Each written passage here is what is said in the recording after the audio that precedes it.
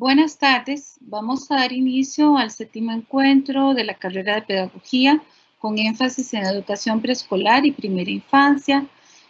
Agradecemos a todas las personas que nos acompañan el día de hoy y que nos han venido siguiendo en estos encuentros que hemos tenido anteriormente. Para nosotros es realmente un gusto y un honor tenerlos acá compartiendo con los diferentes expertos que nos han venido apoyando en estos procesos.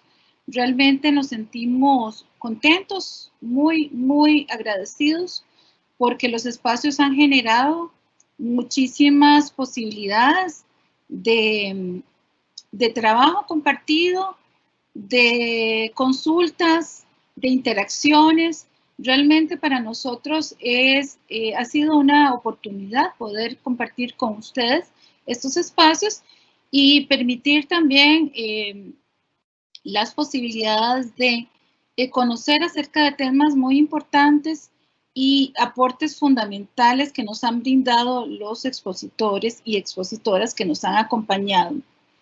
El día de hoy vamos a estar trabajando con una conferencia bastante importante que tiene que ver con juego.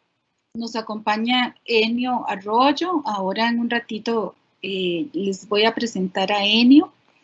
También decirles que para nosotros es una conferencia muy significativa en la víspera del Día del Niño y el Día de la Niña, en la cual el juego es la actividad natural de los niños y las niñas, una actividad realmente importante en el desarrollo integral de la niñez, y por ello Enio hoy nos acompaña desde su experiencia, desde el trabajo que ha venido realizando. Les cuento que la organización del espacio del día de hoy, como lo hemos hecho en otras ocasiones y quienes ya nos han venido acompañando saben que vamos a tener un espacio de aproximadamente 45 minutos, una hora de exposición, y luego vamos a tener un espacio también para preguntas y interacción de parte de ustedes. Para nosotros es muy importante que se integren con sus preguntas, con sus comentarios y que nos puedan hacer partícipe lo que están viviendo, lo que están haciendo y lo que están sintiendo también en este espacio de formación. Enio también les va a ir dando algunas instrucciones importantes porque el espacio de hoy tiene una organización particular que también Enio les va a comentar un poquitito. Y como ya pueden ver también en el chat de ustedes, van a encontrar un link en el cual ustedes van a poder interactuar con una aplicación que Enio les va a explicar en un momentito. Para dar inicio ya con este espacio de formación, voy a presentar al expositor de hoy, Enio Arroyo, al cual le agradezco muchísimo el que nos acompañe y que nos haya apoyado con este espacio de formación. Enio tiene más de 13 años de experiencia y durante todo ese tiempo ha trabajado con varias organizaciones a nivel nacional e internacional en más de 6 países, entre ellos Costa Rica, Nicaragua, Holanda, Uruguay, Bolivia y Argentina, donde reside actualmente. Enio es costarricense, orgullosamente costarricense. Sin embargo, en estos momentos está en Argentina y desde ahí nos está acompañando. Él brinda acciones de calidad en proyectos. Él considera que cada día que pasa está más convencido que el desarrollo y el éxito de los proyectos tiene que ver con el trabajo en equipo y la investigación profunda. Nosotros también estamos muy identificados con este posicionamiento de nuestro compañero Enio.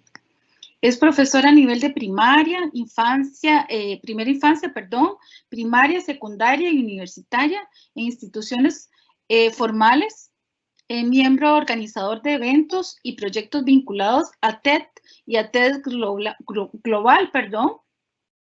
Trabajó para la UNESCO Costa Rica en áreas de apoyo, coordinador de proyectos lúdicos para primera infancia y adolescencia en clubes recreativos y deportivos, atelierista e investigador para proyectos e instituciones de primera infancia a nivel latinoamericano, coordinador institucional en áreas de cultura y educación para instituciones vinculadas a discapacidad, coordinador pedagógico para áreas de proyectos vinculadas a audiovisuales y cine, promotor y director del proyecto Costa Rica Juega, Congreso Internacional, y proyecto que capacitó a más de 800 educadores formales y no formales en la región. Organizador de propuestas vinculadas al juego en universidades nacionales como la Universidad de Costa Rica y la Universidad Nacional y la UNLP de Argentina. Tallerista internacional en temáticas de educación, infancia, artes, logoterapia, logopedagogía, coordinador y recreador en instituciones barriales en Argentina, Costa Rica y Nicaragua, y trabajo con adolescentes y niños en situaciones de encierro y espacios de orfanatos. Como ven, la experiencia de Enio es muy amplia y bueno, si siquiera leyéndoles un poco más de todo su currículo, pues acabaría gastándome mucho tiempo del valioso que nos va a regalar Enio. Entonces voy a darle de una vez la palabra a nuestro expositor y realmente estamos muy agradecidos, Enio, de que nos estés acompañando y que nos estés apoyando, así como lo has hecho durante muchos años con la carrera. Gracias por estar con nosotros, Enio. Ahí me tienen que escuchar. Muy bien. Gracias. Bueno, primero que todo, gracias a la Universidad Nacional, en este caso por la invitación. Gracias a el área de educación también. Gracias a la gente que se conectó a ser parte de este espacio, digamos, para poder compartir. Como decía Rocío, ahora me encuentro en Argentina. No está de más decir que extraño jugar en Costa Rica, como lo hacía antes. Pero creo que va a ser un espacio interesante. Vamos a abarcar, creo que lo he venido, digamos, hablando con compañeras y con compañeros, el tema del juego, y para dar un anticipo de esto va a ser una especie de rompecabezas de 9 piezas. Dentro de las piezas vamos a tratar de atravesar aspectos que yo considero importantes. Uno de los aspectos que creo que es con el que voy a iniciar tiene que ver con tratar de entender que sobre todo esta intervención es una propuesta que tiene una forma en la que podemos ir contribuyendo, digamos, a partir de las experiencias que tiene cada quien con la temática del juego sobre todo. Y yo quiero llamarlo interpretaciones o explicaciones parciales. Lo hago de esta forma porque una de las cosas que yo he aprendido con el tiempo, con el tema del juego, es que si yo menciono cualquiera de estas cosas como decisiva, yo voy a excluir todo el resto de las propuestas que se encuentran activas, digamos, en el mundo y se encuentran activas en Latinoamérica. Entonces, eso es una cosa que para mí es importante mencionarla, porque lo que yo voy a hacer son, como decía antes, interpretaciones de estas cuestiones. Entonces, vamos a explorar ideas particulares y curiosas sobre el juego, y una de ellas tiene que ver con nuestras prácticas.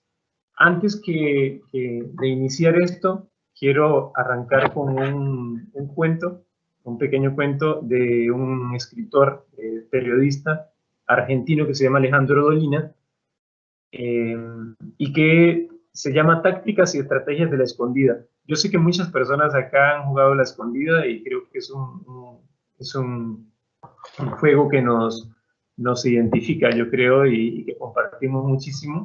Y el cuento es exactamente la estrategia de la escondida. Entonces, es un poco así.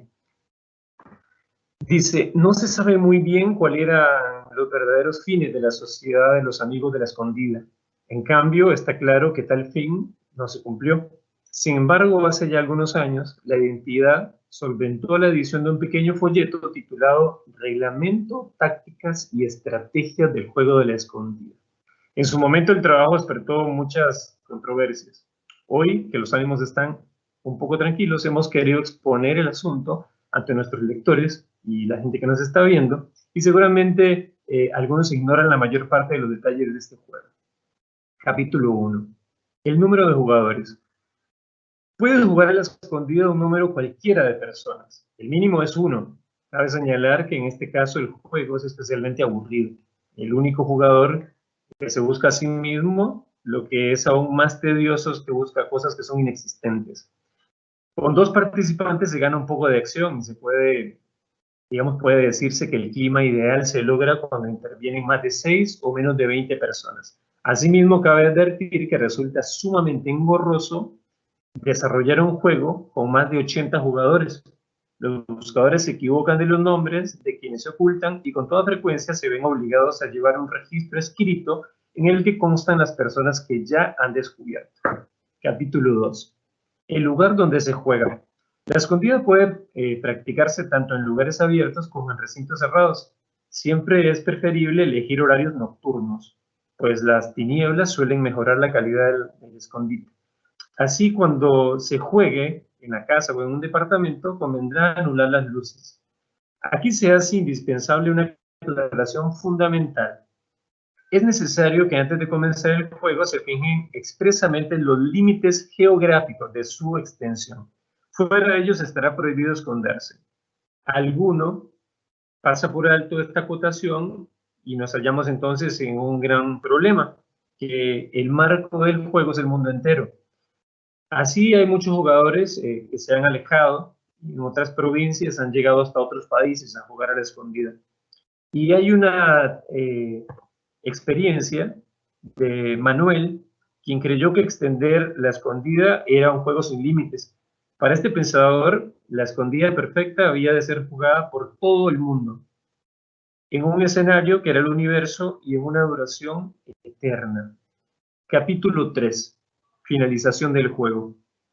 La escondida no tiene ganadores ni perdedores. Por eso, la finalización del juego debe fijarse en forma arbitraria, pero manifiesta. Muchas veces los jugadores abandonan la competencia sin avisar a nadie y muchos participantes tenaces permanecen ocultos durante horas sin que nadie les moleste en buscarlos. Los miembros de la sociedad conocen perfectamente el caso de uno que se obsesionó, Luisito, que permaneció 14 meses escondido en una puerta. De vez en cuando asomaba el cuello para ver si venía alguien. Los habitantes de la casa de al lado le pasaban comida de vez en cuando. Finalmente, Luisito regresó a su domicilio y gracias a los consejos de los vecinos decidió dar por terminado el juego. Es interesante cómo un juego como el de la escondida nos involucra como sociedad y nos conecta simbólicamente, digamos, con algo que podemos practicar en cualquier lugar del mundo. La forma en la que lo llevamos adelante puede ser cualquiera, y eso es una cosa de lo que nos vamos vamos a percibir ahora. Yo quiero que en el link que les pasamos, necesito que entren, y el primer punto que para mí es relevante, como les decía antes del rompecabezas, que tenemos que, del que quiero hablar, es la sociedad en la que vivimos. No podemos hablar de juego si no hablamos del tema social, que es un aspecto importante. Entonces, yo necesito, por favor, que entren al link que les enviamos y hay una primera columna donde ustedes pueden entrar y hay una pregunta que dice, ¿cómo puede definir la sociedad en la que vivimos? Ese es el primer punto, digamos, de este juego que estamos proponiendo. Entonces, mientras yo arranco con este punto, ustedes pueden ir anotando ahí lo que ustedes piensan de cómo definen ustedes la sociedad en la que vivimos. Este es un punto importante, ¿por qué? Porque cuando nos preguntamos sobre el tema del juego, no puede quedar de lado identificar cuál es el espacio en el cual nosotros estamos participando como individuos. Entonces, voy a poner solamente, digamos, un ejemplo, que era la sociedad, creo que la mayoría de las personas que conoce, que era la sociedad que planteaba Foucault, que decía de los espacios, digamos, de la sociedad disciplinaria que hablaba él, donde las cárceles, las escuelas, los talleres, los hospitales eran lugares, digamos, de vigilancia. Pero hay una cosa interesante acá en su planteo, que él dice que estos espacios no eran espacios eternos. Y con esto quiero traer a cotación que al ser espacios modificables y con el tiempo vamos a ir cambiando, digamos, no tanto de espacio, sino también de sociedad, la sociedad en la que nosotros estamos ahora, digamos, a mí me gustaría, por eso, saber qué pensamos como conjunto del tipo de sociedad que tenemos.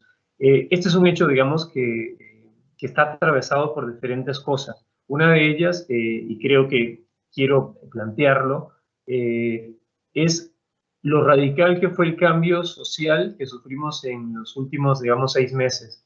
Entonces, yo siempre doy un ejemplo, que pasamos de las casas vacías y los espacios de reclusión que teníamos posteriores al trabajo, que nosotros siempre participábamos, pasamos a una sociedad de casas llenas otra vez, casas con olor a comida de casa, y los espacios estos donde nos recluíamos posteriores al trabajo también están vacíos. Entonces, eso habla también de un cambio totalmente inesperado, digamos, por lo menos para la mayoría de las personas, y creo que es importante, digamos, poder identificar cuál es la sociedad en la que nosotros ahora estamos, digamos, viviendo. Vamos a ver si agregaron algunas cosas en la pregunta. Ok, ahora bien, el punto al que quiero llegar, digamos, es el planteo que quiero hacer del tema de la sociedad del siglo XXI. Esta sociedad, digamos, es una sociedad donde el enemigo o el sujeto que vigilábamos ya no existe, está en nosotros mismos. Es un sujeto, digamos, nosotros mismos nos estamos autoexigiendo y nos estamos autoexplotando. Entonces, ¿por qué quiero llegar a esto? Porque por lo menos es una de las características que yo encuentro en la sociedad, donde pasamos de una sociedad de respuestas a una sociedad de rendimiento, a una sociedad donde tenemos que rendir sí o sí. Entonces, mi punto de por qué inicio hablando de la sociedad tiene que ver con identificar cuáles son los tipos de juegos entonces que se desarrollan en esta sociedad.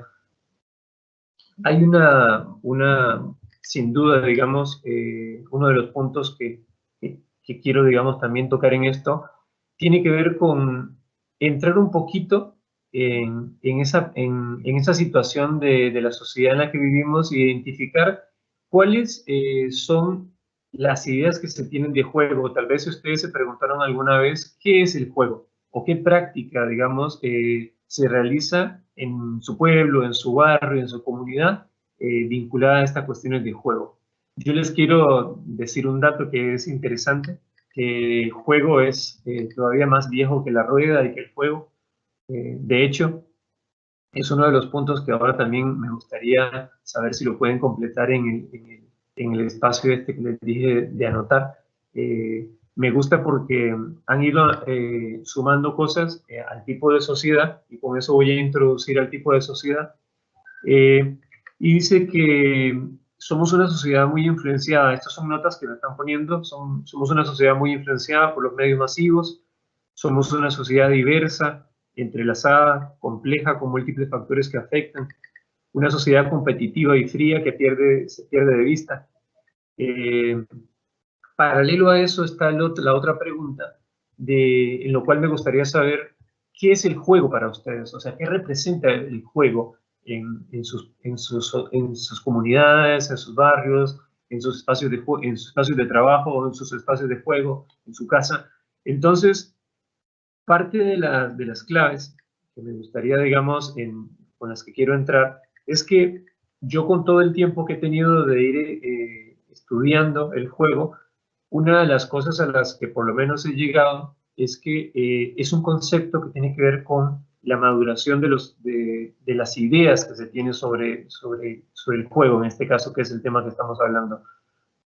A mí me gustaría, digamos, tomar como ejemplo mi experiencia, pero no solamente para decir lo que he hecho, sino lo que me ha pasado en representación al concepto de juego. O sea, yo antes tenía una idea de juego que era simplemente la que podía, digamos, identificar en los libros o en los documentos que me lo explicaban, pero me estaba perdiendo de una cosa que creo que es una de las más ricas que tiene el juego, que tiene que ver con la capacidad que tiene la otra persona o el otro grupo de explicarme cuál es el juego real, y también identificar las prácticas cotidianas que se hacían, que hago en los barrios, que hago en los clubes, en las escuelas.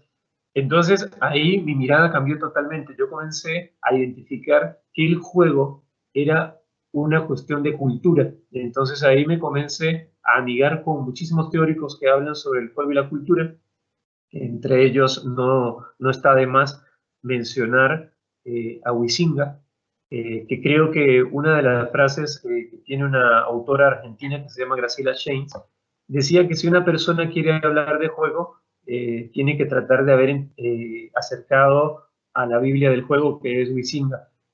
Hay muchas referencias del juego, pero uno de los documentos más importantes a nivel histórico es el del Homo Ludens, por ejemplo. Yo quiero leer un poco lo que ustedes han puesto de qué es el juego. Dicen que es una forma de ser y de estar en el mundo. Otra persona puso que es la posibilidad de actuar, de aprender, de interactuar, de desarrollarse. Otra persona puso que es ser feliz y ser espontáneo. Otra persona puso que es una manera de vivir. Otra persona puso libertad, movimiento, diversidad, posibilidad de aprender y hacer amigos, libertad de imaginación, diversión, alegría.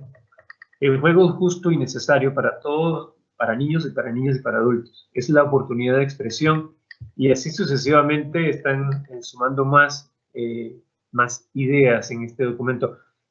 Las personas que recién se integran también pueden ir agregando sus comentarios, eso es un poco la idea de esto. Yo quiero comenzar por 4 puntos que por lo menos a mí me parecen importantes con el tema del juego, que es, el juego no tiene un límite de edad, que eso es clave para esto que, digamos, estamos tratando de acercarnos a entender. Las condiciones en las que el juego se dan no tiene que ver ni con clases sociales ni con género, que es un tema que ahora es muy latente. Otra cosa es que el juego lo podemos usar en cualquier momento, en cualquier espacio físico o intangible. Eso es una cosa que para mí es relevante mencionarlo. Y ahora me estoy acercando con el tiempo a un concepto que estoy manejando, que es el juego como patrimonio de la humanidad intangible. Y yo creo que eso va a hacer que podamos trascender un poco. ¿Por qué? Porque el juego se va pasando de generación en generación. O sea, acá, digamos, después lo voy a conectar porque digo que el juego se va pasando de generación en generación y está vinculado con la cultura. Otra cosa que para también es relevante es que el juego, digamos, no es la vida corriente. Nosotros lo llamamos, digamos, para la gente que está más cerca de esto, es suspendernos en la realidad. Es la famosa frase de hacer como. Otras características o, por ejemplo, espacios, elementos que quiero mencionar es que el juego está delimitado espacial y temporalmente por quien lo realiza también. Habiendo analizado, digamos, un poquito, por lo menos, esa cercanía a los conceptos del juego, yo quiero que hablemos un poco, por lo menos que mencionar un poco la temática de las frases o por ahí los conceptos que van construyendo la cultura del juego. Entonces, una de las frases, por ejemplo, que a mí me llama la atención, que a veces se dice que es para jugar basta un botón. Por lo menos eso se dice acá en Argentina, y creo que en Costa Rica y otros países se dice también. Yo me hago la pregunta de, está bien, para jugar basta un botón, pero ¿qué botón? Esa es la primera pregunta que me hago. Y después, otra es, ¿qué pasa si nadie propone un juego? Yo quiero que ustedes también me contesten más adelante si pueden esa pregunta. Cuando, digamos, se da este fenómeno de que nadie propone un juego, ¿a qué jugamos entonces? Eso es otra cosa que me llama la atención también. Yo no podría decir que no tuve la experiencia, digamos, que qué pasa cuando nadie quiere jugar, y me lo decía un profesor un día, qué interesante sería jugar con gente que no quiere jugar. y por qué, digamos, es un fenómeno particular no solamente en las niñas y en los niños, sino en los adultos. Entonces, acá voy a dar un ejemplo. No se trata, digamos, de que esto le pasa, como les dije, solo a las personas adultas, que se sienten con poco deseo, sin ganas de involucrarse en el juego, sino que esto, digamos, es una forma en la que también uno responde a la necesidad de poder realizar algo que realmente quiere o siente placer al hacerlo. Entonces, yo no sé si las personas que nos están viendo tuvieron la experiencia de armar un juego, estaban felices en su casa con la planificación del juego y cuando llegan al espacio nadie quería jugarlo. Entonces, eso no es inexplicable, tiene una explicación concreta que es el derecho de hacerlo de la otra persona. O la otra, un ejemplo claro también, que es comienzo a hacer un juego y el juego termina derivándose a otra cosa. Y eso también es muy, que pasa siempre. Otra de las frases a las que me quiero remitir con esta introducción al juego es, yo cuando arranqué a estudiar preescolar en Costa Rica, siempre estaba esta frase de aprender jugando. Eh, Anterior a esa había otra que se llamaba juego-trabajo. Entonces, ahora, en la posición, digamos, de un poquito de experiencia que he tenido, a mí me asusta un poco el tema de juego-trabajo y más adelante lo voy a decir por qué. Pero esta frase de aprender jugando, hay que ser cuidadoso, digamos, ¿por qué? Porque hay que entender cuál es el clima de ese aprender jugando. El juego, digamos, una de las cosas que es importante es que no siempre es el mismo. Por más que se repita, el juego no es el mismo y por ende la persona que lo realiza tampoco es la misma cuando lo hace. El juego cambia y yo cambio también con el juego. Uno de los desafíos, digamos, que tiene el juego es que genera incertidumbre. Y voy a poner otro ejemplo como el de la escondida, pongo el de la cuerda. Yo, por ejemplo, salto de la cuerda una vez. La próxima vez, cuando voy a saltar la cuerda, ya hay una cuestión, digamos, que es una característica particular del juego, que es lo agonal del juego. ¿Y qué significa agonal? Significa la capacidad del juego que tiene de la lucha y la competencia. Entonces, eso está implícito en el juego. Entonces, la próxima vez que yo salto a la cuerda, voy a comenzar a ir manejando y a ir aprendiendo cómo hacerlo mejor. Entonces, hay dos características que se incluyen ahí, que una es el riesgo y otra la incertidumbre a la hora de hacerlo. Y así sucesivamente puedo repetir un montón de frases como eso es juego de niñas, jugar es perder el tiempo, los juegos de video son malos, solo hay maneras de jugar a esa cosa, no se puede cambiar, el juego es cosa de niñas y niños, los adultos ya no juegan. Y cierro las frases con esta característica de que la gente dice los adultos ya no juegan, eh, pensando en los juegos de los adultos. Las personas adultas juegan y participan de muchos juegos. Dentro de ese contexto, al cual me voy a referir ahora, voy a hablar de qué hablamos directamente cuando estamos hablando de juego. Los conceptos que ustedes digamos, las definiciones que ustedes dan, es muy poderoso el hecho de que esto pueda ser, digamos, una forma de ir creando una eh, una memoria de lo que va pasando en los diferentes momentos de la historia de esa sociedad. Entonces ya voy conectando lo que había hablado antes de la sociedad en la que vivimos. Entonces, esos conceptos, digamos, entran en todo este juego que tiene el juego, que es lo polisémico que es, digamos, responde a nuestra experiencia, responde a nuestra experiencia individual y por ende podemos compartirla con otras personas y ahí va implícito el valor social que tiene.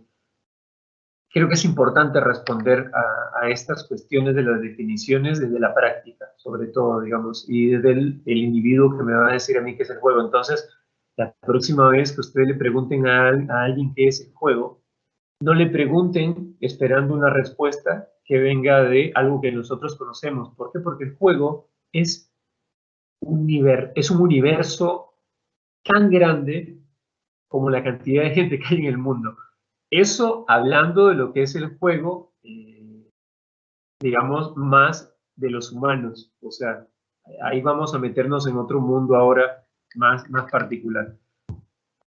Otra cosa que es, tenemos ya el juego, por un lado, y tenemos la sociedad. Ahora yo me pregunto, ¿cómo seguimos con esto? O sea, ya hablamos de la sociedad, hablamos del juego y algunas cositas del juego. Ahora, yo quiero compartir con ustedes uno de los elementos que también es importante, y es que el lugar que ocupa el juego está dentro, digamos, de ciertas instituciones también. Llamémosle instituciones a todo lo que rodea a las sociedades. Entonces, por un lado, tenemos el juego animal, o sea, que eso es una característica también, digamos, de la biología. Voy a ser bastante en concreto, digamos, bastante pero básico en la idea de los animales que juegan para aprender a cazar, por ejemplo. Eso es importante. Pero por el otro lado está el juego, digamos, de lo humano. Con esto no quiero decir que el juego sea racional o irracional. Eso quiero que se entienda muy bien. ¿Por qué? Porque el juego humano también puede ser irracional. De hecho, el juego humano es irracional. Eso es una cosa que quiero dejarlo ahí.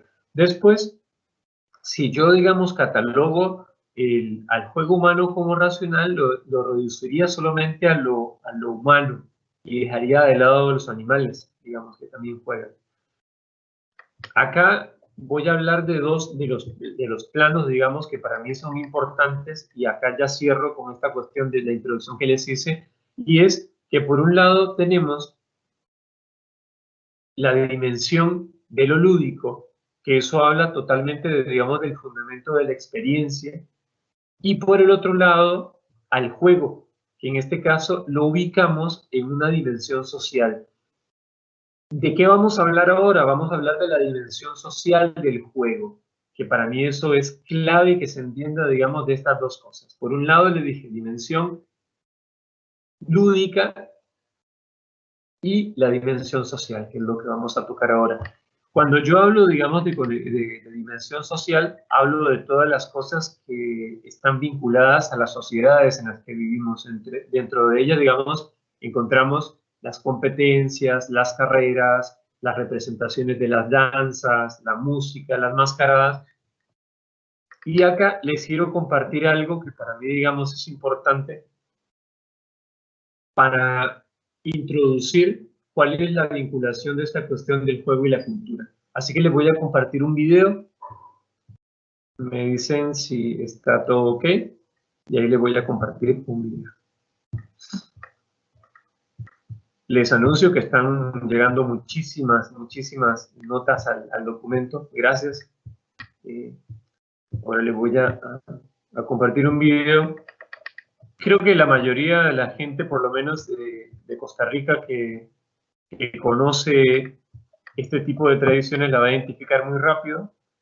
No así la gente que no es de Costa Rica. Sin embargo, lo vamos a identificar rápido de qué trata. Ahí, denme un segundo que ya se lo voy a compartir.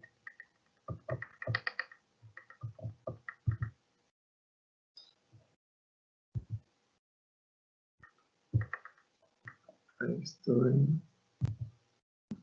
Es importante, digamos, identificar cuál es la razón de por qué yo les voy a mostrar este video. Perdón que ahí lo estoy abriendo. Ahí está el audio. Ahí está. Ok, ahí va.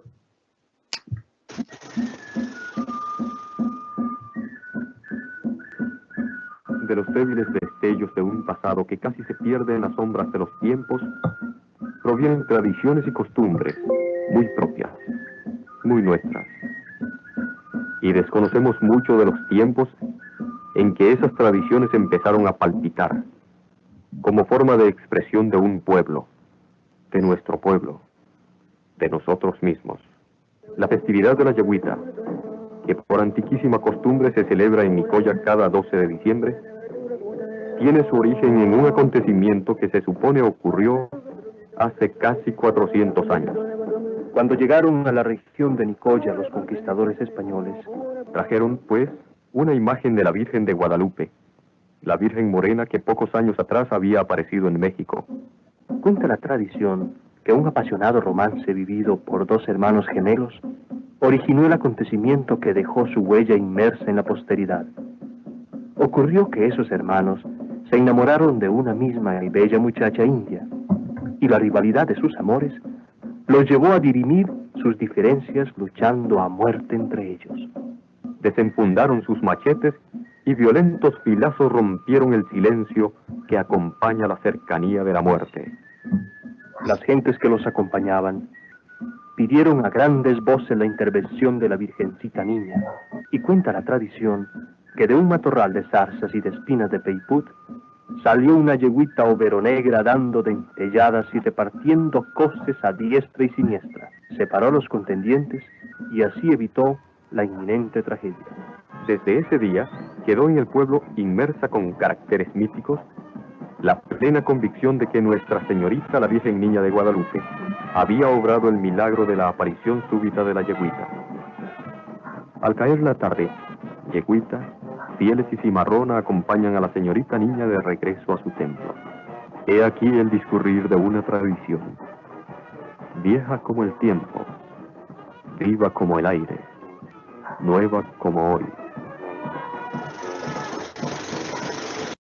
El por qué comparto este pequeño, digamos, esta pequeña introducción tiene que ver con uno de los elementos que conecta el juego con la parte del juego social de los que les comentaba antes, y tiene que ver, digamos, con la palabra del mito. El mito, y voy a mencionar, digamos, creo que es uno de los referentes más importantes escritores, digamos, sobre el mito, que se llama Mircea Eliade, digamos, nos habla de la cuestión del mito. Acá, digamos, a mí no me interesa hablar del mito como una cuestión de ficción, sino que lo que me interesa es hablar del mito desde lo que nos hace convertirnos en sociedades, digamos, en sociedades que no han tenido, digamos, o por lo menos que se han construido a partir del paso del tiempo. ¿En qué sentido? En el sentido de proporcionar modelos de conducta humana, de proporcionar significado y valor a esas cosas que se dan, digamos. Entonces, ¿por qué pongo como ejemplo la tradición de la yegüita? En Costa Rica, digamos, por lo general, y lo he visto en otros países también, hay diferentes manifestaciones de este tipo que se siguen haciendo con el tiempo. Entonces, de hecho, esto es un pequeño, digamos, documento que armé sobre las diferentes manifestaciones de acciones rituales y actividades de mitos que se hacen en diferentes partes del mundo, y después comencé a comparar lo que se hacía, por ejemplo, en Chile, lo que se hacía en Costa Rica, en Venezuela, en Nicaragua, en Guatemala, en diferentes partes de países de Latinoamérica, y hay muchas características, digamos, que nos asocian en ese concepto de grupo, en ese concepto de comunidad, de cultura, de nación, y después que nos convierte, digamos, en sociedades. Entonces, ¿por qué podemos hablar de una doble medida de este juego? El juego, digamos, se dice, o por lo menos es una idea que yo comparto bastante, que el juego es el que hace nacer a la cultura. Entonces, ¿por qué hacía la introducción con este video? Porque esa sociedad que ustedes vieron anteriormente, digamos, es de una ciudad específica en Costa Rica, y como lo digo, como está la yegüita, también hay un montón de estas prácticas en Costa Rica, pero es esencial ver cómo esto es una prevalencia en el paso del tiempo y cómo se va pasando, digamos, en este tipo de manifestaciones. ¿Y por qué lo traigo a colación, digamos, el tema de las representaciones? Porque es una de las características básicas que tiene, digamos, la mirada del juego y la cultura. O sea, la representación del cómo sí se da ahí básicamente en este juego de estas personas que juegan con esa yegüita que existió hace muchísimo tiempo, ese mito, y que se sigue sosteniendo en el tiempo, como una práctica que hace esa sociedad. Entonces, esas sociedades han ido cambiando, pero se ha ido manteniendo en el tiempo. Es una de las razones por cuales el juego, digamos, tiene un carácter vivo en la cultura. Otro de los aspectos a los que quiero hacer, digamos, por lo menos referencia es a lo estético. El valor estético del juego es, viéndolo desde el lado más humano, es esa capacidad de la observación que tiene el ser humano, de la contemplación y el disfrute. Entonces, por ejemplo, en la música hay una referencia al juego, que es que hay muchos vocablos en diferentes idiomas donde se usa la palabra juego para hablar de la ejecución de los instrumentos musicales, por ejemplo. Menciono uno que es en inglés, por ejemplo, jugar se dice to play, o ejecutar se dice to play, y esto se da en muchísimos, digamos, en muchísimos idiomas, es un accionar. Después, otra cosa es que dentro de todas esas representaciones, por lo menos culturales, el juego en toda manifestación se canta, como se hacen las rondas, se baila, como se juegan con estos juegos o como bailamos nosotros en la escuela o en los diferentes contextos, y se juega por ende.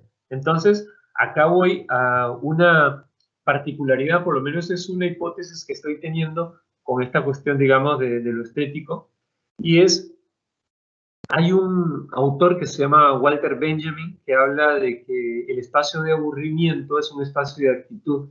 Entonces, no sé si la mayoría ha tenido esa experiencia de decir, bueno, qué aburrido, voy a ir a jugar.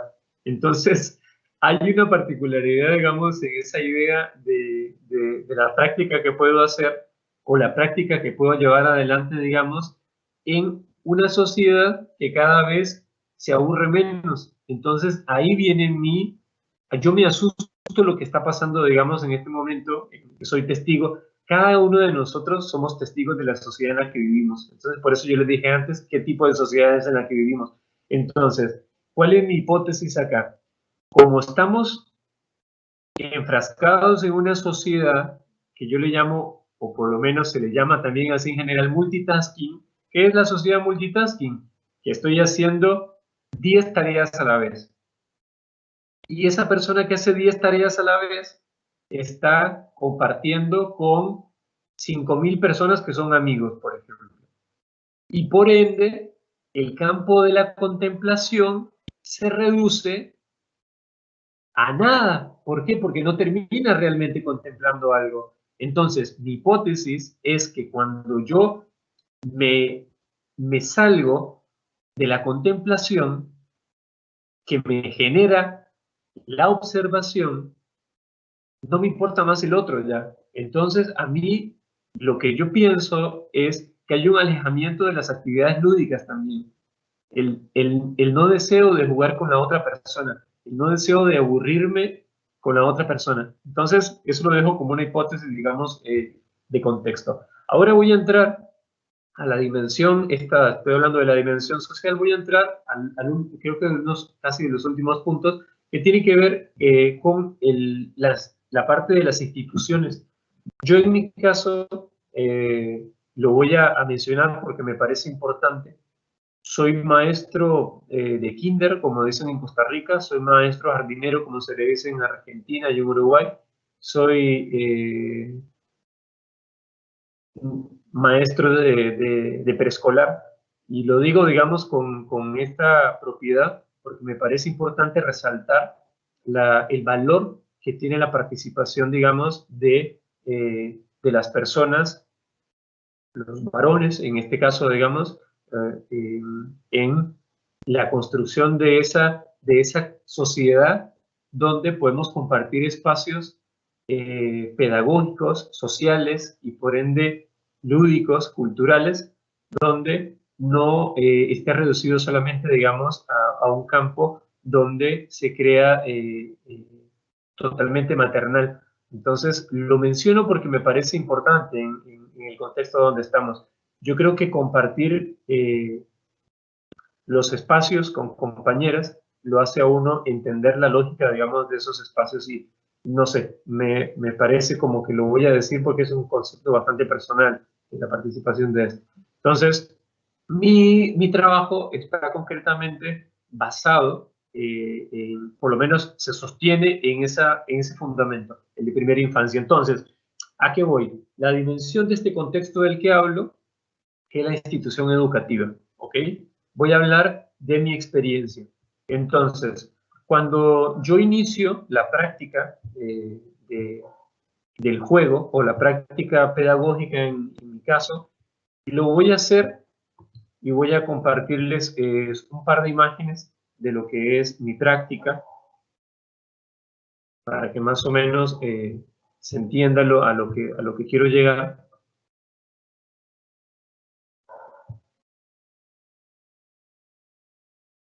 Esta,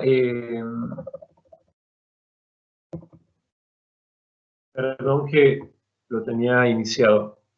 Este es mi campo de trabajo, digamos, son algunas experiencias que yo he tenido con el paso del tiempo, en las cuales he ido tratando de entender la lógica del lenguaje del juego del niño. Yo creo que cuando iniciamos el campo de práctica, o por lo menos cuando iniciamos a atravesar estas prácticas, hay que ir entendiendo que estas también son sociedades, no son participantes o no son futuros participantes de las sociedades, son sociedades y tienen toda una serie de características y de comportamientos que con nuestra participación en ese mundo, digamos, de la infancia, nos tenemos que ir acercando a cuáles son sus placeres en la participación de esos juegos. Tengo varias imágenes de estas. Esta la dejé de última porque acá, por ejemplo, les podría decir que es el primer día de clases de uno de mis trabajos y tiene implícito toda esta cuestión, digamos, que tiene el derecho a jugar y el derecho también, digamos, a poder ser parte de la construcción de ese juego. Ahora voy a seguir con esto que les estaba diciendo antes, el campo, digamos, de la educación como institución, digamos. En este caso voy a referirme exclusivamente, digamos, al kinder, pero voy a hacer referencias a lo que es primaria y secundaria también. El contenido, digamos, del juego, por lo menos en mi nivel, digamos, de kinder y de preescolar, me cuesta mucho poder llamarlo de una forma porque se llama diferente en diferentes países, pero por ejemplo, digamos, es un contenido que es básicamente el que le da vida a los programas curriculares de esas edades. Entonces, ese contenido está inmerso, digamos, en el ámbito en el que yo, por ejemplo, voy a aceptar el hecho de que es así. Entonces tenemos un compromiso social de que el juego ahí tiene que brotar como el máximo, con su máximo esplendor. Entonces, yo me hago una pregunta acá. ¿Estamos realmente buscando que esto se convierta en un patrimonio de tanta importancia a nivel cultural o simplemente ejecutamos nada más? O sea, hacemos actividades que nos pueden acercar a ese juego. Lo hago como pregunta. Después, esto que les decía antes de jugar a aprender, acá hay que tener un cuidado muy importante con el tema de entender que yo juego para aprender nada más. ¿Por qué? Enseñar, educar o como se le llame, viene de una referencia que siempre la menciono que se llama educere, que eso está muy alejado de, digamos, de construir una sociedad que dependa del otro para aprender. Yo creo que hay que tratar de confiar en una especie de educación que inspire y que crea en el otro. Eso es una forma interesante de poder, digamos, poder plantear un tipo de educación. Entonces, una cosa que para mí es relevante, y gracias por la gente que escribió en los conceptos de juego que tenía antes, es importante entender que no tenemos que ser niñas y niños para jugar, tenemos que ser jugadores. Y lo repito otra vez, ¿por qué? Porque aquí es donde la gente dice, sí, pero el adulto no juega, no, todos jugamos. Y lo repito otra vez, no se necesita ser niña y niño para jugar, se necesita ser jugador.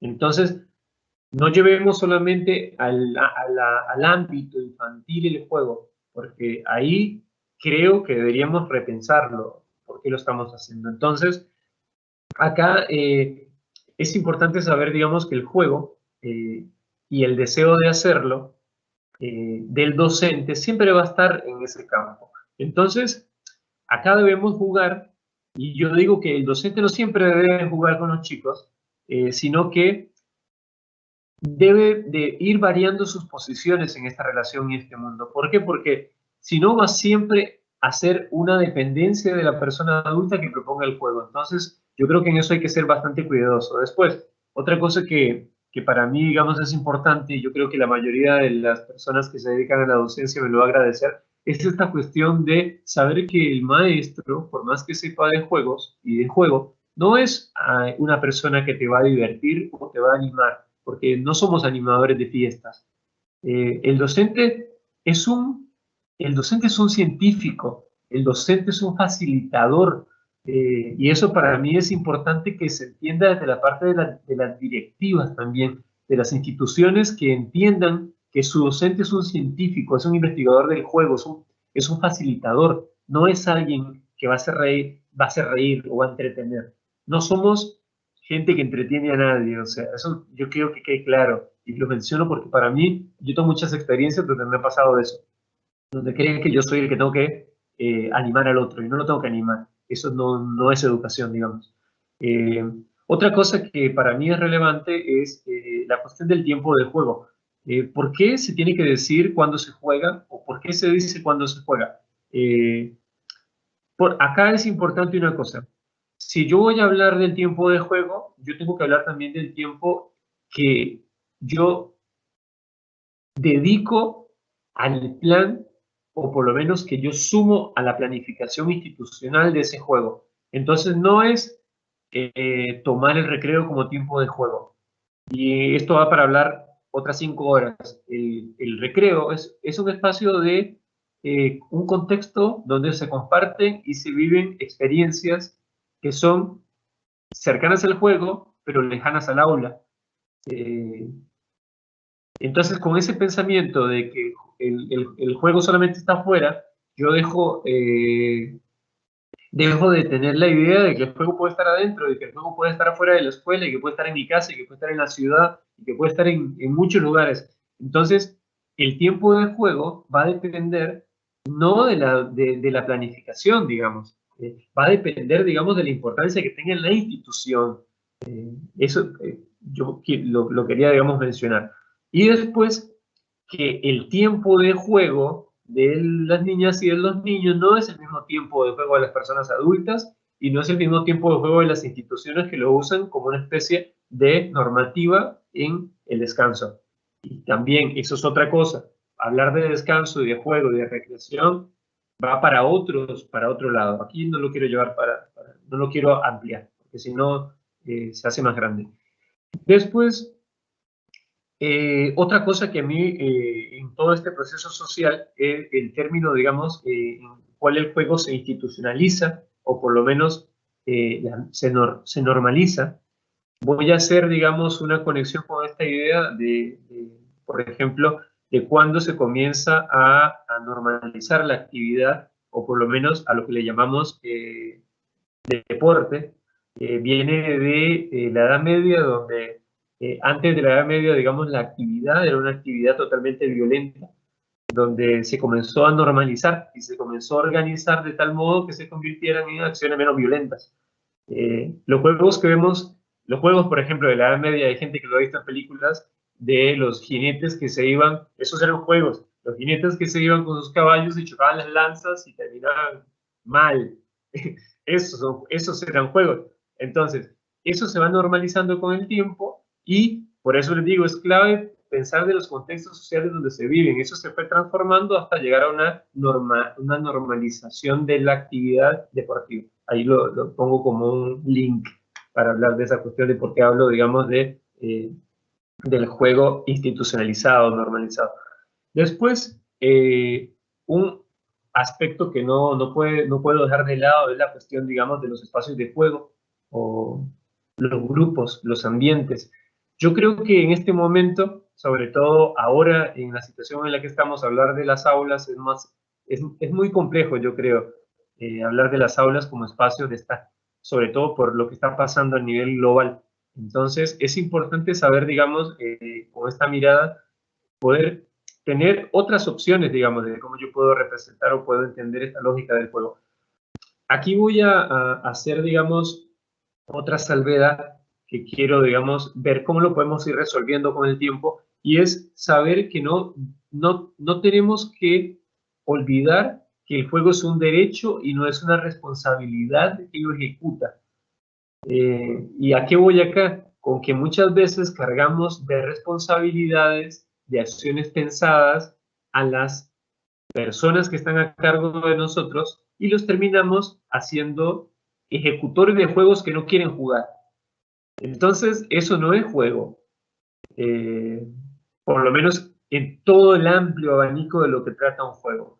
Entonces, está bien, yo puedo utilizar el juego para poder, digamos, usarlo como un generador, como un estímulo. Eso es importante saber. Yo lo puedo usar en el contexto educativo, pero no es una responsabilidad. O sea, ¿qué quiere decir? Que si no quiere, alguien no lo quiere hacer, tiene derecho a no hacerlo. Entonces, no hay que perder ese lado también. Ahora, quiero citar, digamos, a un escritor que para mí es importante y que se lo recomiendo. Se llama Eric Berne, que habla sobre su libro, se llama Los juegos en los que participamos, y habla de todo el campo de juego que manejan las sociedades y las personas adultas. Hay una frase interesante de él que dice que cada persona diseña su propia vida, y la libertad le da poder para llevar a cabo, digamos, todos los designios que tengan, y el poder de esa libertad infiere en las demás personas. O sea, mi juego va a afectar al otro en la sociedad. Entonces no es como tan simple como que solo se juega en la escuela, se juega en la sociedad también. Después, y ya es el último punto al que me quiero, digamos, referir, con este es la piecita que para mí estoy descubriendo ahora, que tiene que ver con el juego como libertad. Esta es una de las grandes rupturas que tiene que hacer, digamos, la humanidad, o por lo menos el camino que tenemos que seguir con esta cuestión del juego, y es saber que la práctica de la libertad es una práctica de un juego bien entendido. ¿Qué quiere decir? Que si yo elijo hacerlo, me corresponde a mí la gratificación de estarlo haciendo. Entonces, con esta frase termino. No hay mejor experiencia de libertad previa a la libertad que la capacidad de poder jugar, entendiendo lo que significa jugar. Ese sería, digamos, mi cierre. Les quiero, digamos, agradecer por todo el montón de cosas que escribieron en el Padlet. Las últimas, voy a leer un par, porque me lo voy a leer todo después. Acá me dicen, digamos, que el juego es un momento único y especial en el cual se vuelve significativo de acuerdo a la mediación del adulto. Yo les quiero decir a todas las personas que se están conectando ahora que les agradezco muchísimo, y ojalá esto lo podamos desarrollar un poquito más. Yo voy a armar un documento que le voy a compartir después a las personas de la universidad, donde voy a tratar, digamos, de integrar todos los conceptos y compartir todo lo que se propone. Entonces, les agradezco mucho por haberme escuchado esta primera parte. Ya hicimos las primeras 9 piezas de este rompecabezas. Así que, doña Rocío. Sí, ahorita vamos a entrar al espacio de preguntas o comentarios, y insto a todas las personas que nos acompañan que por favor puedan hacer sus anotaciones, ya sean comentarios, preguntas, de manera que podamos generar este espacio de diálogo y de participación. Y la idea es que ustedes tengan la posibilidad de participar y de compartir, ya sean consultas a Enio, ¿verdad? Desde la experiencia que él tiene y lo que acaban de escuchar. Y también comentarios que puedan enriquecer el espacio y que puedan apoyar este diálogo, ¿verdad?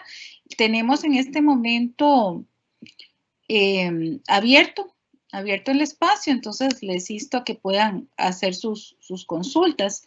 Por el momento, Enio, tenemos un comentario en el cual nos dice que el uso del juego en el aula preescolar debe ser guiado de una manera correcta y focalizado en el aprendizaje y desarrollo de los niños y las niñas.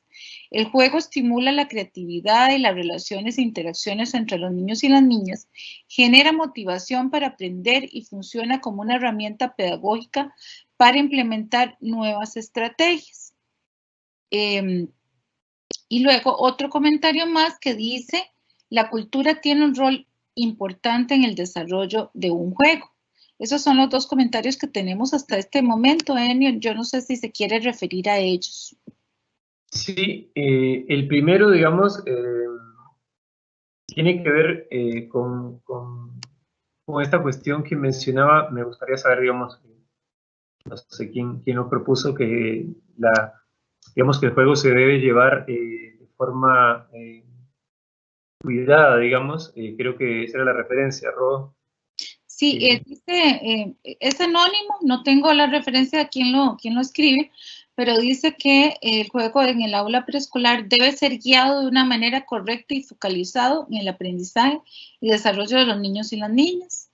Yo creo que voy a hacer, digamos, va a ser digamos, mi interpretación de esto. Yo creo que sí, por lo menos lo que logro entender de tu comentario, debe ser, digamos, orientado hacia las niñas y los niños, guiado, también lo comparto, pero tiene que haber, digamos, una especie de cuidado, porque si yo cristalizo la relación donde el adulto sea quien guíe siempre el juego, ese concepto se puede seguir manteniendo constante en el tiempo, y cuando digo cristalizo es directamente algo concreto, va generándose una capa de la idea de que la persona adulta es la que guía. Entonces, yo creo que hay que ser cuidadoso porque ahí no sé cuál es el campo creativo o el campo de libertad que podría tener la otra persona para poder ejercer una capacidad digamos, activa en la posición, digamos, que también tome durante el juego. Sí entiendo que tiene que ser cuidado de ese modo, pero tiene también que ser pensado en la otra persona. Entonces, está bien, digamos, en esto lo entendemos todos y la mayoría de la gente, yo creo que está viendo, tiene experiencia en la cuestión pedagógica o no, o formal, informal, educación formal o no formal. A ver, hay juegos, digamos, donde yo también tengo que darle la posibilidad al otro de poder participar. Si yo creo que siempre el juego tiene que ser mediado por una persona adulta, lo que yo sugiero es que deberíamos de aprender a hacer otras prácticas en esa construcción de la idea del juego, sobre todo en el espacio del kinder. Muy bien, Eli. Y el otro comentario se refería básicamente a la cultura y el rol que tiene, que la persona que lo indica, Valeria, dice que tiene un rol importante en el desarrollo de un juego en la cultura. Sí, yo creo que, Valeria, eso es una de las cosas que por lo menos a mí me atrapa más en esta cuestión del juego. O sea, como en el video, como el video que vimos, hay juegos que tienen hasta 3000 años, y eso es una cosa, digamos, y lo conecto con el otro comentario que hacía antes, como una práctica lúdica de cultura en un espacio social definido puede durar 3000 años, y no podemos hacer perdurar algo que nosotras y nosotros como docentes que no vivimos más de 100 años no pueden permanecer en el tiempo. Pensemos eso un ratito. O sea, una cosa que también, digamos, he aprendido con esto es que la experiencia que yo vaya a desarrollar en un contexto social de una cultura debe responder no al deseo que yo tenga de que alguien se pueda acordar de lo que yo le enseñaba, sino de poder acercarlo a la capacidad de poder entender el mundo, o sea, de poder entender la capacidad que tiene de cambio el mundo también. ¿Por qué? Porque, como les decía, o sea, vean lo que pasó ahora con toda esta cuestión de las cuarentenas, la modificación que tuvo el maestro. Ya no hay más maestros en el aula. tuvimos que hacer un cambio en menos de 4 meses de a dar clases desde la casa. ¿Se acuerdan? O sea, yo cuando estaba en la escuela, mi mamá, mi maestra decían nunca la computadora va a sustituir al docente. Está bien, es un canal, pero como les decía al principio, ya ¿cómo se llama? La sociedad del control y de la observación que decía Foucault ya no existe en este momento. En estos 6 meses se murió. ¿Por qué? Porque ya no estamos controlando a nadie, ya no estamos dirigiendo a nadie, estamos participando desde un lugar más íntimo, digamos, y donde uno tiene el derecho de no hacerlo también, porque eso es una cosa que cambió la sociedad en 6 meses y yo tengo derecho a apagar la cámara o no hablar. Entonces, hay que ver, digamos, hay que tratar de entender toda esa lógica de los cambios. Después, doña Rocío, les digo que en el Padlet que les puse hay 3 columnas.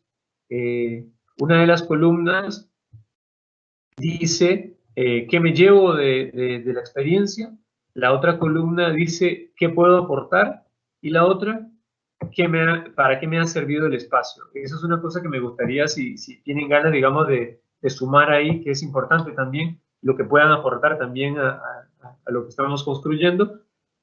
Y después, ¿qué se pueden llevar de este encuentro? Enio, tenemos ya varias preguntas en el chat y aquí le están probando su memoria porque una de ellas dice, ¿puede repetir la última frase con la que terminó? No sé si se acuerda. Sí. Y luego hay varias preguntas, pero no sé si se quiere referir a esa frase última. Sí, hay una cosa que tengo bien yo la memoria todavía. Muy bien. No, que para mí, digamos, es cuando hablé del fuego y la libertad, que creo que una de las formas en las que nosotros podemos hacer que la gente experimente la mayor libertad es jugando. O sea, ahí es donde vamos a encontrar una primera experiencia de libertad. Entender esa cuestión del juego nos va a poder hacer, digamos, aplicar la capacidad que tiene el otro de ser libre al hacerlo. ¿Qué mejor que una sociedad que sepa que es libre? O sea, eso es una cosa que, por eso le digo que son como mis primeros pasos hacia ir conociendo y ampliando el abanico de esta cuestión de la libertad en el juego. Muy bien. Tenemos una pregunta. Voy a hacerle un bloque de 3 preguntas juntas, Sí. Enio, Sí. y luego para que usted tenga un espacio para responder. Javier pregunta, ¿cómo involucrar a los padres, madres o cuidadores en el juego de los niños pequeños? Esa es la primera. Otra, que es anónima, dice, ¿cómo podemos fomentar el juego en los niños en tiempos de pandemia? ¿Es igual una clase o debemos de implementar alguna técnica en particular? Y la última de este bloque de 3 preguntas dice, ¿qué importancia tiene la mediación pedagógica para que este sea significativo en cuanto al aprendizaje del niño? Me imagino que se refiere a para que el juego sea significativo en el aprendizaje del niño. Sí. Me quedo acá con estas 3 preguntas porque quedan unas más, pero te voy a dejar el espacio para que puedas responder a ellas. Voy a comenzar por la última, obvio. Primero, ¿cómo hacer que esto, digamos, en la mediación pedagógica sea significativo? Creo que fue el planteo, ¿no? Sí, así. El tema acá es, para mí es importantísimo, digamos, poder hacer algo que por lo menos yo he ido acercándome un poquito también, que tiene que ver con la construcción de un maestro o una maestra o un profe, digamos, que tenga un currículum lúdico. ¿Qué quiere decir un currículum lúdico? Que todas y todos nosotros tenemos un currículum de experiencia en el juego. Entonces, cuando nosotros estemos compartiendo, acordémonos de la trascendencia que tiene la memoria, digamos, de el juego. ¿Qué quiere decir? Que conforme pasa el tiempo se van transfiriendo los juegos y van permaneciendo en el tiempo. Entonces, cuando yo estoy como mediador pedagógico, es importante reconocer, digamos, que no solo soy maestro, pero no soy persona.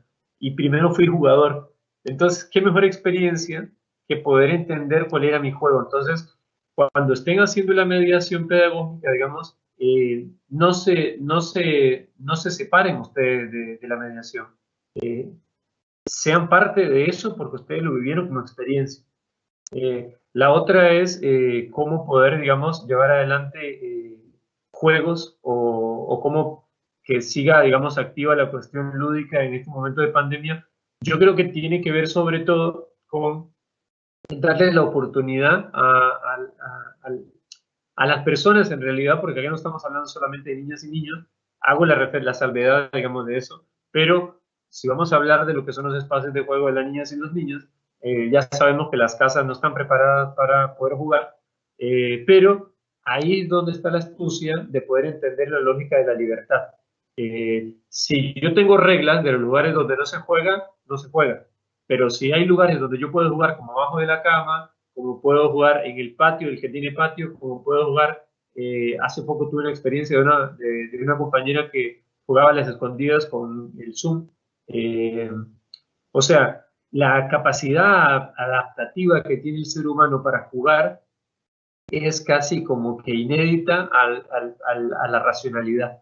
Yo creo que necesitamos nada más tiempo para poder aburrirnos o para poder encontrar formas de juego. Yo creo que tiene que haber ahí una combinación entre la libertad de poder jugar a lo que están jugando, lo que les gusta jugar, y la posibilidad de poder jugar en compañía también, que es interesante porque construye ese vínculo. La otra, ¿me recordás las dos primeras, Rob?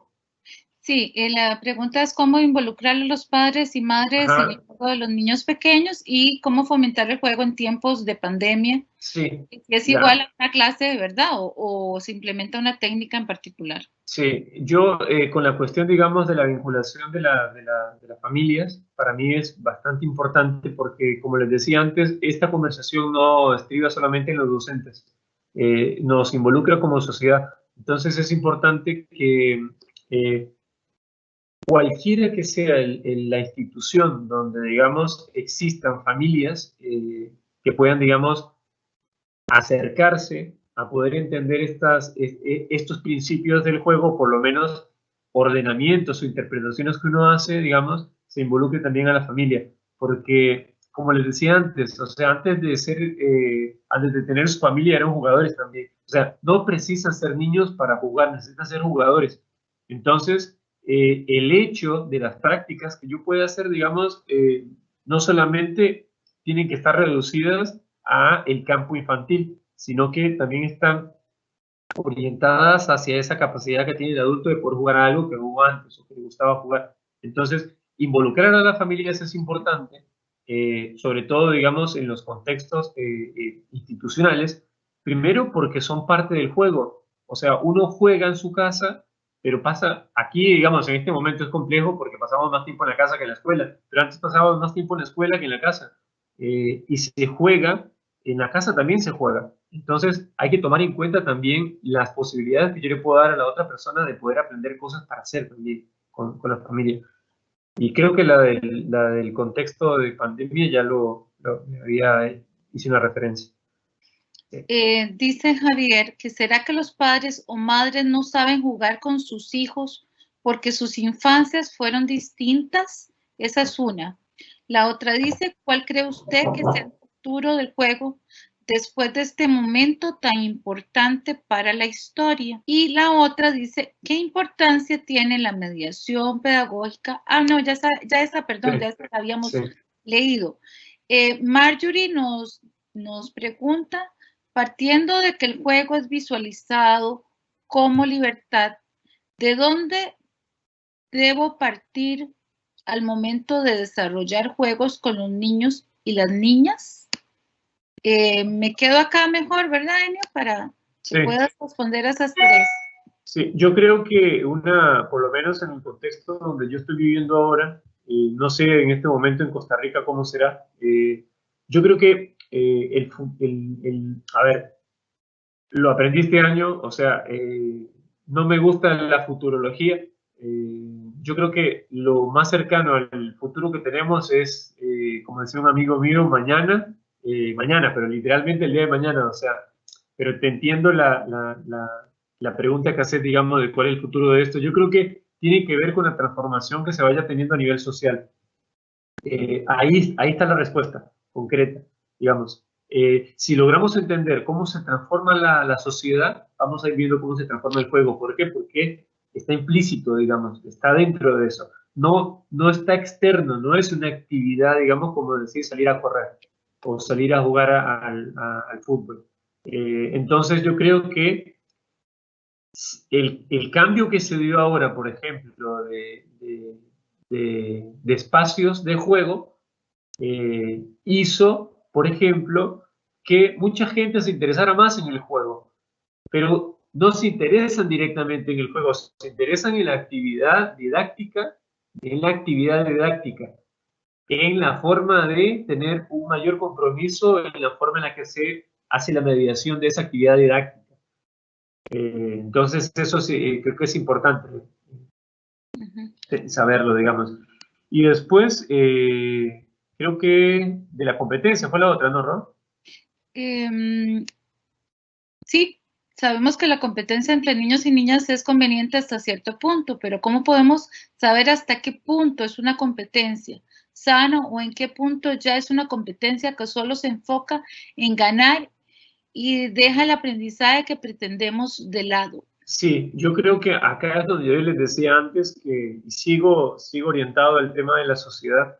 Como nosotros ahora estamos en lo que llama un filósofo norcoreano que se llama Byung-Chul Han, que habla de la sociedad, digamos, del cansancio. Él en su libro, digamos, dice que estamos en una sociedad que se autoexplota, en una sociedad de rendimiento. Entonces, a mí también me llama la atención, digamos, y son hipótesis que yo me pongo a pensar, de que es un reflejo de la sociedad, de la competencia y del rendimiento, de el ganar, el ser siempre el mejor, que se está reflejando totalmente en los juegos sociales, en los juegos que están jugando en la escuela los chicos. Siempre quieren ser el mejor, siempre quieren ser el que rinda más. Entonces, ahí está la astucia de la persona que está como mediadora, en este caso, ya sea la familia, ya sean los docentes, de poder entender primero la lógica de esa digamos, réplica de la sociedad, porque es totalmente, digamos, nosotros como sujetos sociales, lo que hacemos dentro de nuestra cultura es hacer pequeños juegos de esa misma sociedad. Entonces vas a tener mayor competencia, sí, porque querés ser siempre el mejor. Entonces, está en nosotros como docentes poder, por lo menos yo digo el camino de los docentes, está en nosotros entender de dónde viene eso. Y segundo, la competencia, digamos, siempre va a existir en el juego, siempre está por esto que les decía antes, que somos una sociedad agonal, somos una sociedad de competencia. Pero el tema es que cuando eso comienza a afectar las relaciones de esos grupos, ahí nosotros tenemos que ver de qué forma podemos entender la lógica del por qué se está dando. Si no lo entendemos, no es que el juego cooperativo me va a hacer que sea menos competitivo. Acá quiero que quede claro eso. Entonces, la forma, por lo menos en la que nosotros podemos dejar de lado esta cuestión de la competencia, es tratando de que ellos entiendan la sociedad en la que viven y tratando de acercarnos a qué cambios podemos ir generando en estas sociedades. Por ejemplo, esto que estamos haciendo ahora no habla de una sociedad de la competencia, habla de una sociedad de la construcción del conocimiento. Entonces, va por ahí la cosa, más o menos. Muy bien. Gracias, Enio. Tenemos dos preguntitas más. Una dice, ¿cómo incentivar el juego en el adulto para mejorar el ambiente donde tanto el niño o la niña se desarrolla como el adulto se encuentra? Que ganen todos. Esa es la primera. Y la otra tiene que ver con, que nos la hace Adriana Palomo, y dice, la aparición de la tecnología y la particularidad que nos ofrece de dar todo hecho y solo seguir pasos, tendrá alguna incidencia o será el posible detonante de que en ocasiones la respuesta de los niños y las niñas al dejarles la libertad de jugar sea no sé qué jugar? ¿O qué relación o posibilidades ve en la tecnología como recurso que motive el juego y no le quite creatividad al ser humano? Con la primera, digamos, de cómo incentivar el juego en las personas adultas, yo creo que, vean, cuando hablamos vamos a hablar de lo del principio que hablábamos de los ritos y los mitos. Bailar con un familiar, digamos, es un juego. Yo creo que una forma de poder incentivar a que el ambiente de juego sea un ambiente, por lo menos, vivo, por llamarlo de alguna forma, porque hay mucha gente que habla de que el espacio de juego tiene que ser estético y tiene que ser de esta forma. Da para conversar ese concepto, pero yo lo que creo es que si existe vitalidad de construcción de lo humano, va a haber juego. Para mí, tiene que haber más humanidad que esteticidad en un espacio donde yo quiero, digamos, que eso se siga dando con una naturalidad propia de lo que somos seres humanos. Eso, digamos, podría acotar a esa pregunta. Y la otra, sí, siempre, digamos, yo creo que es un campo de interés, o por lo menos un campo en el cual, digamos, hay muchas referencias en cuanto a la tecnología. Lo voy a separar. Primero, si no fuera por la tecnología, o por lo menos dándola, vean, yo no sé si ustedes han escuchado la frase de los nativos digitales. Yo creo que la hemos escuchado todo el mundo. Desde mi concepto y mi interpretación no existe un nativo digital, lo que existe es una capacidad de los ingenieros de poder entender la lógica con la que nosotros manejamos las cosas. Esa es la primera, digamos. Lo segundo, lo curioso, digamos, de dejarle... no dejarle espacio a la persona para que piense. Cuando va a seleccionar algo, lo podemos encontrar en todo lo que nosotros manejamos ahora, como son las redes, por ejemplo. Después, la tecnología, en este caso, es un elemento más de la cultura y de la sociedad en la que vivimos. Entonces, decir, digamos, que eso puede ser o puede generar rupturas en la cuestión, digamos, del juego o la respuesta de los niños con la libertad, digamos, no es algo que no sea cierto, porque para mí, digamos, dar todo hecho da la posibilidad de no tener la posibilidad de poder tener nuestro punto de vista para nosotros crear. Ahora, el ser humano por sí, como naturaleza, es creativo. Entonces, como somos sus seres humanos creativos, siempre vamos a tener la motivación o el interés de seguir creando. Entonces, no le tengo miedo, digamos, a que la tecnología pueda variar o pueda dejar de lado la libertad de los niños para jugar. Los ejemplos más claros para esto, digamos, es el jugar con elementos de la naturaleza. La naturaleza, digamos, tiene muchísimo más principios que la tecnología, que no entendemos todavía. La capacidad de la flexibilidad, de la plasticidad de juego, por ejemplo, con un palito puedes jugar horas y días y meses. Yo estuve, lo digo como una experiencia, tuve un año jugando con tierra en una institución, solamente con tierra. O sea, no usamos otro recurso que no fuera la tierra. Entonces, ahí, digamos, yo voy a que pude seguir 2 años más, solo que no me dejaron en la dirección. Pero, digamos, no le tengo miedo a la tecnología. La tecnología para mí se convierte como en una operación, como una herramienta más. O sea, si la sabemos orientar y saber usar, yo creo que es positiva, o sea, no la veo negativa. Muy bien, Enio. Ya estamos en la parte final, ya no hay más comentarios ni consultas. Realmente hemos disfrutado mucho el espacio. Creo que nos ha permitido generar reflexiones muy significativos, importantes en torno al tema del juego, pero principalmente el significado del juego, para que realmente tenga ese valor al cual usted se refería y al que nos apelaba en toda su exposición, ¿verdad? La importancia del juego desde diferentes marcos de interpretación y desde la complejidad de lo que significa el juego. Le agradecemos, Enio, muchísimo el espacio, su aporte y el apoyo que siempre le ha dado a la carrera. Deseara dejarle unos minutos por si quisiese hacer alguna conclusión importante o referirse a algo de lo que las personas han escrito en el documento que has podido compilar, ya para luego ir cerrando este espacio de formación. Entonces, más bien le doy la palabra para que pueda hacer sus últimos comentarios. No sé, me puse a leer y es increíble todas las cosas que escribieron.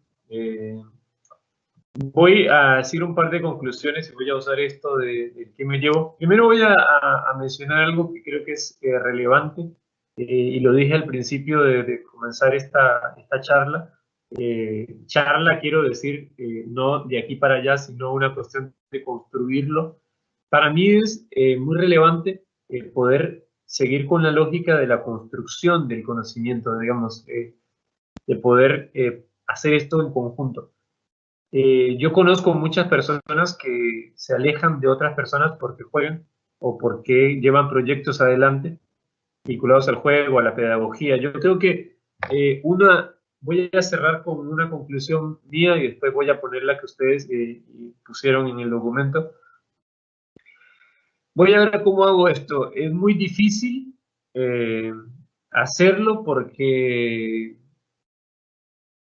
digamos, no está de más decir que es importante cómo se ha ido superando el conocimiento en el mundo, pero a mí cada vez me duele más o me asusta más la capacidad de ser sujetos individuales, de llevar proyectos individuales, de esto que decía antes, un comentario de la competencia, de ser una sociedad tan competitiva, una sociedad donde si el resultado es malo, es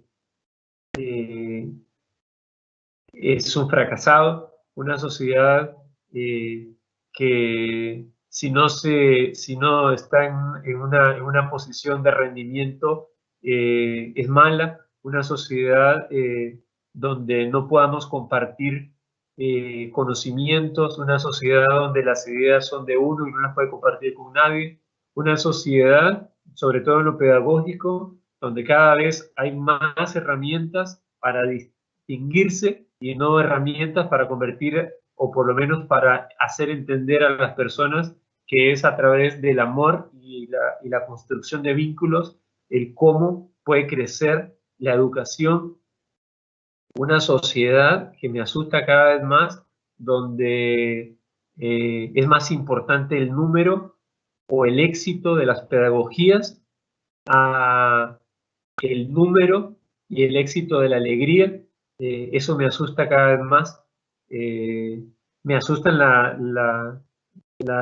digamos, los puntos de vista donde es más importante un individuo.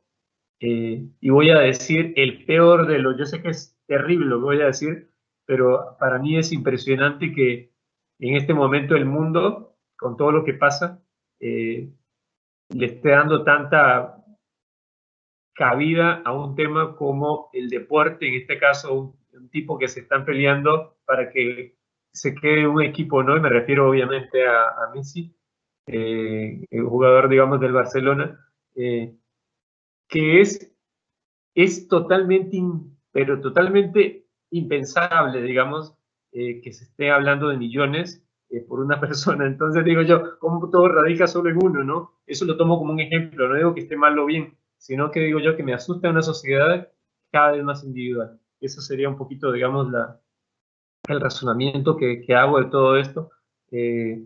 Y voy a tomar dos puntos que me gustó mucho de esta cuestión de lo que se llevaban, que hablan, digamos, de que nunca pensaron que había tanta historia detrás del juego, o que el juego, digamos, estaba vinculado con la cultura. Y después, otra dice que se lleva una reflexión porque jamás entrelazó el juego y la libertad. Y con esa ya, digamos, por lo menos acabo mi cierre. Me asusta una sociedad que no quiera entender los deseos de poder ser libre. Y yo sé que hay gente que va a decir, sí, pero somos libres, sí, somos libres, pero está en la capacidad de poder entender nosotros que podemos pensar. Hay dos situaciones donde somos libres, en el pensamiento y en la intimidad. Y para mí es importante esos valores de libertad, sostenerlos y poder, digamos, compartirlos. Así que, nada, sería eso. Seguiría hablando ahora sí, pero gracias, Rocío. Gracias a toda la gente que también hizo sus consultas, que ojalá las pueda tener después para poder desarrollarlas más. Enio, muchas gracias. Realmente hemos disfrutado mucho de tus propuestas, de tus ideas y reflexiones. Y de esta forma queremos agradecerle de forma simbólica con un certificado digital, el cual es extendido por el Centro de Investigación y Docencia en Educación, División de Educación Básica, agradeciendo a Enio Arroyo Gómez por su participación en la conferencia realizada bajo la modalidad Teams. Una sociedad sin juego sería un mal lugar para vivir, en el marco del 7º encuentro formativo de la carrera de pedagogía con énfasis en educación preescolar y primera infancia. Bueno, ahí está la fecha y lo firma en estos momentos la directora que está a cargo, la directora ahí, que está a cargo en estos momentos, Katia Rojas. Se lo agradecemos mucho, Enio, y nuevamente agradecer a todas las personas que nos acompañaron, que participaron tanto con sus preguntas como con sus comentarios, y también en la aplicación que Enio compartió a través del link. Les agradecemos todos los aportes. Es una forma también de enriquecer las reflexiones y los comentarios.